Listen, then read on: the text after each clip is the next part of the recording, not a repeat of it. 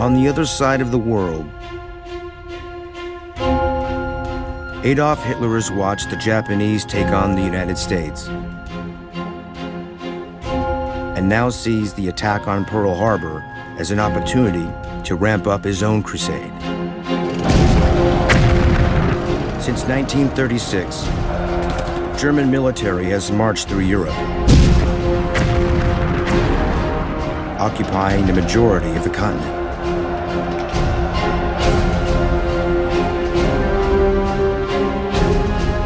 In the course of the war, the myth of Hitler's personal infallibility and military genius really takes hold and begins to develop a life of its own. It's really good for you to come. So good to see how you. If and I will be having dinner tonight, and I hope you'll be able to join us. So. After breaking his alliance with Joseph Stalin and launching a massive attack on Russia, Hitler is certain there is no military force in the world that can take on his own. Even the United States. In Hitler's second book, written in 1928 but never published, he made it fairly clear that once he had conquered Europe, he would turn to America. For the Nazis, there's never any end to war because they believed that a race, like the Germans, could only be kept vigorous by continual war and continual conflict.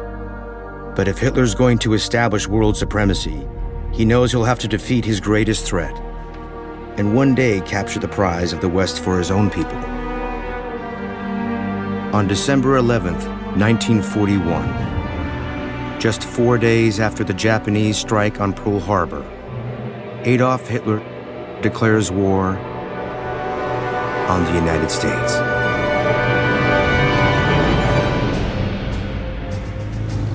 This is really a very puzzling decision. Hitler always learned the lessons of World War I. And one of the lessons of World War I is you keep America out of the battle. That's something he'd been doing all along.